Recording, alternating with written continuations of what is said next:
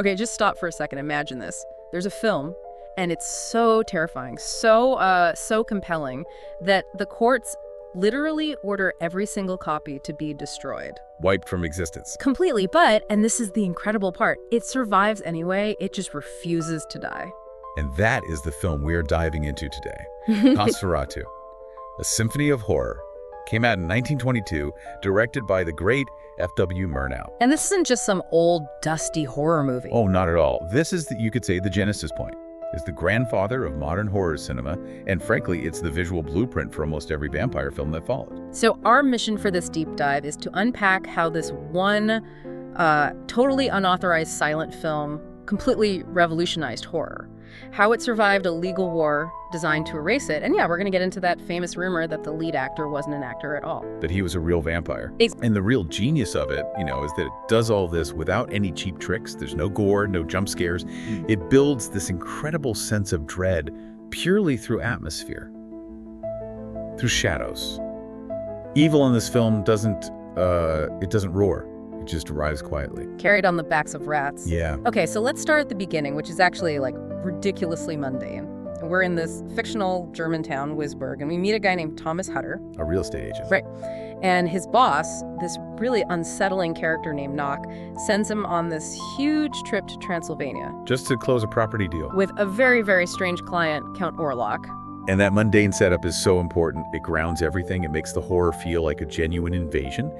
And then Hutter gets to the castle, and we finally meet Max Schreck. And this is where the innovation just explodes. Schreck's Orlok is, he's the total opposite of the suave, romantic vampire we think of today. Oh, completely. He's monstrous. He had these huge rat-like fangs, these long clawed fingers, a bald head, pointed ears. He just radiates pestilence. He looks less like a count and more like, I don't know, an animated corpse. Or a disease vector. That's a perfect way to put it. I mean, seriously, if you saw this guy walking down your street, you wouldn't offer him a drink. No. You'd call an exterminator. He's just genuinely upsetting to even look at. Exactly. He's defined by how repulsive he is. And the plot just kicks into high gear the second he sees a small portrait of Hutter's wife, Ellen. He's instantly obsessed. Instantly. He buys a house, a derelict one, right across the street from them back in Germany. And then he sets sail. And he doesn't travel light? No. He brings coffins filled with his native soil, and he brings an army of plague-carrying rats. And the film splits into this amazing dual narrative that Murnau cuts between so masterfully. You have Hutter's desperate race to get home and warn everyone. And at the same time, Orlok's horrifying sea voyage on this ghost ship where the crew just dies off one by one. And that journey really highlights the big change from the book it was based on, Bram Stoker's Dracula. Right. Orlok isn't just a supernatural threat. He is, very explicitly, a carrier of actual disease, of pestilence. And in 1922, that must have been terrifying. It was profoundly resonant. You have to remember, the audience was just a couple of years past the Spanish flu pandemic. So this idea of the vampire as a sort of walking natural disaster, that hit home hard. Okay, but here's where the story gets really wild. All of this. Completely illegal. A totally unauthorized adaptation. Yeah. Studio, Prana Film, hired a screenwriter, Henrik Galeen, and he tried to, cover their tracks. He changed all the names. Right. Dracula becomes Orlok. Jonathan Harker is now Thomas Hutter. Mina is Ellen. They figured that would be enough to avoid paying royalties to Bram Stoker's estate. Which just seems so naive, doesn't it? The story was already famous. Incredibly audacious. It was a huge gamble for a tiny production company. And it failed. Spectacularly. Because Bram Stoker's widow, Florence Stoker, she was relentless. She was not going to let this slide. How did she even track down a German silent film back then? That feels almost impossible. She was obsessive about protecting her husband's work. She saw the plagiarism immediately, and she sued. And in 1925, she won. But she didn't just want money. No, she wanted the film erased from history, and the court agreed. They issued this devastating order. All prints, all negatives of Nosferatu were to be found and immediately destroyed. The film itself, just like its monster, was ordered to die. Precisely. The studio went bankrupt, the order seemed final. But, and this is the beautiful irony. It didn't work. It didn't work because the company had already sent copies out internationally to France, the Netherlands. So a few prints survived, hiding in the shadows, basically. Waiting until they could be rediscovered years later, allowing historians to piece the whole thing back together. So its own near-death experience is what cemented its legendary status. It's perfect. So the legal story is a mess, but the artistic story is just a complete triumph, and that really belongs to one person, the director, F.W. Murnau. An absolute genius. He was only 33 when he made this, and he came from this really sophisticated background, right? Art history, literature. He even served as a combat pilot in World War I. Yeah. He brought a totally different sensibility to what could have been just a simple horror movie. And you can see it in how he uses light and shadow. Oh, absolutely. His mastery of what's called chiaroscuro, that intense traumatic contrast between light and dark. It wasn't just for style, it was psychological. And the most famous example of that has to be the scene on the staircase. Without a doubt. The moment where you don't even see Orlok himself. No, you just see his shadow, this long, grotesque, creeping shadow climbing the wall. And that single shot is a masterclass in horror. It proves you don't need to show the monster. The idea of the monster, the shadow, is way more terrifying. And you can see that technique influencing film noir for decades after. It's basically the foundation for it. What I also noticed is that he shot on real locations, real castles, real medieval towns, and that was a big break from what other German filmmakers were doing at the time, wasn't it? A huge break. Most German expressionist films, like The Cabinet of Dr. Caligari, Right, which everyone knows. that was all shot on these bizarre, twisted, abstract studio sets. Murnau rejected that completely. By using real streets, real buildings, he grounded the supernatural terror in our world. It feels like it can actually happen. It makes it invasive. And his innovation didn't stop there. When Hutter is traveling to the castle, Murnau uses some incredible camera tricks. He really treated the camera like an artist's tool. For that journey, he used negative film for some shots. So everything is inverted? Exactly. The forests look white, the sky looks black. It's a visual cue that you're now entering the land of the undead. It's ghostly and alien. He also used some early stop motion, I read. He did for Orlok's carriage. It makes it glide in this jerky, unnatural way. Just another layer of unsettling detail. And he weaves it all together with this masterful parallel editing. Yeah, cutting back and forth between Hutter and the castle, terrified, and his wife Ellen, miles away in Wisborg, somehow sensing his dread. It creates the psychic link. It does, and it drives the whole second half of the film. It's just remarkably sophisticated filmmaking for 1922. His influences were painters, like Caspar David Friedrich. He saw nature as this beautiful, sublime force that was also completely indifferent to human suffering. Pure atmospheric dread. Yeah.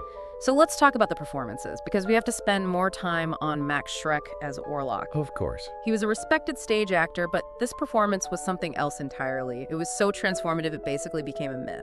Schreck is essential. He moves in this stiff, jerky, mechanical way, like a puppet or a corpse being animated. There's nothing human or seductive about him. He's just pure evil. And here's the kicker, the most stunning fact about his performance. What's that? He is only on screen for about 9 minutes. 9 minutes in the whole film. That's it, and yet he completely dominates the entire movie. His image is what you remember. And that power, that's why the rumors started. Exactly. The performance was so convincing, so unnerving, that people started whispering that maybe he wasn't an actor. That Murnau had actually hired a real vampire. I mean, it's an incredible testament to the performance that rumor lasted long enough to inspire a whole other movie, Shadow the Vampire, in 2000. Which is all about that premise. Right. But while Schreck is the icon, the film doesn't work without the heroes. Thomas Hutter is our way in, the naive everyman. But the real hero is his wife, Ellen. Greta Schroeder. She's so much more than a victim. She's intuitive, sensitive. She feels Orlok's evil from hundreds of miles away. And she's the one who figures out how to stop him. This is a huge change from the book. A critical change. She learns the local folklore, that the vampire can be destroyed if a pure-hearted woman willingly distracts him until the sun comes up. Her decision to invite him into her room, it's one of the most courageous acts in all of horror cinema. It's a conscious act of self-sacrifice. She knows it will kill her. But she does it anyway, to save her town. It elevates the whole story from just a scary movie to a genuine tragedy. We should also give a quick mention to Alexander Granach, who plays Nock. Hutter's boss. He just descends into this gleeful madness. That scene where he's eating bugs is so chilling. It shows that Orlok's evil isn't just a physical plague. It's a mental one. It corrupts the mind. So, looking at the film's legacy, there's a lot to unpack. Scholars talk about this theme of invasion anxiety. They do. Orlok comes from the east. In the post-WWI Weimar Republic, that idea resonated. Anxieties about foreign influence, disease, instability. It's powerful stuff. But we also have to touch on some of the more uncomfortable interpretations of his design. Absolutely. Yeah. It's important to report that many scholars have pointed out that Orlok's visual design, the rat-like features, the large nose, his connection to property and plague it, uncomfortably mirrors anti-Semitic caricatures that were prevalent in Germany at that time. So it's a really complex cultural artifact. It's a challenging but necessary part of understanding its imagery in its original context. And regardless of all that, the film basically rewrote the rules for vampires everywhere. It absolutely solidified the rules. The biggest one, the one that has lasted a century, is that sunlight is lethal. Wait, that wasn't in the Dracula novel? Nope.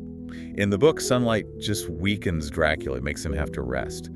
Nosferatu is the film that established that sunrise makes the vampire dissolve into dust. Wow. And almost every piece of vampire fiction since, from Blade to Twilight, has followed that one rule. It fundamentally changed the monster. It did. And beyond that, the visual style, as you mentioned, directly influenced film noir in the 40s and 50s. Every detective movie with long shadows owes a debt to this film. It's amazing that it's still so highly regarded. It has a 97% on Rotten Tomatoes right now. Over 100 years later, and its influence just keeps going. Werner Herzog's fantastic remake in '79, and now the new one coming in 2024. True horror, it seems, just doesn't age. Not when it's built on atmosphere and psychology. So bringing it all back, Nosferatu really is this incredible testament to the power of silent film. It proves you don't need dialogue or gore. You just need atmosphere, imagination, and a director who trusts the power of a single terrifying image. It reminds us that real horror is elemental. It taps into our primal fears of disease, of the unknown, of the thing in the shadow. Murnau painted with the camera and that feeling of doom he created. It still works perfectly. So I'll leave you with this to think about. If the film itself had to refuse to die, escaping that court order for its own destruction, much like the vampire at its center, does its survival prove that some masterpieces, just like some forms of evil, are truly immortal?